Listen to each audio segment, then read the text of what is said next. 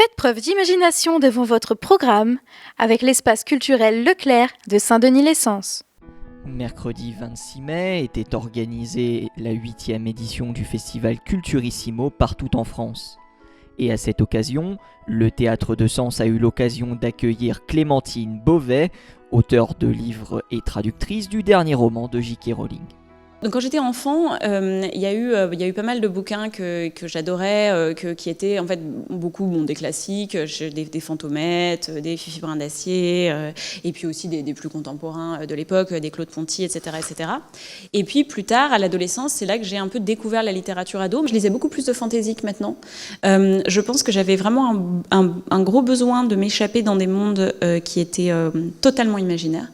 Et en fait, en arrivant en Grande-Bretagne, je me suis ouverte à toute une littérature internationale. Alors ça paraît bizarre parce que en France aussi on a de la littérature internationale, on en a même beaucoup et en même temps on en a même plus qu'en Grande-Bretagne. Que quand j'étais petite, je lisais de la littérature pour les petits, quoi, des albums, des romans juniors, etc. Quand j'étais ado, je lisais des albums, des romans juniors et de la littérature ado. Quand j'étais un peu plus grande, je lisais des albums, des romans juniors, de la littérature ado, des BD et des romans ados et des romans pour adultes. Et en fait, j'ai jamais arrêté ce régime complètement éclectique en termes d'âge. Quand j'étais ado, j'étais vraiment très très fan d'Harry Potter. Enfin, en fait, je le suis toujours, hein, mais ça a été très très important dans ma vie, Harry Potter, et je l'ai découvert quand j'avais 9-10 ans. Les 3 premiers tomes venaient de sortir en français et je les ai lus et relus jusqu'à ce que le 4e sorte, qui est sorti en anglais. Donc j'avais le 4e Harry Potter et en fait je l'ai traduit quasiment mot à mot avec mon dictionnaire à côté comme une version latine et c'était vraiment une expérience. Enfin, ça a duré tout l'été, je traduisais mot par mot, page par page et le soir je le rejouais à ma sœur en Playmobil pour lui expliquer ce qui se passait en même temps.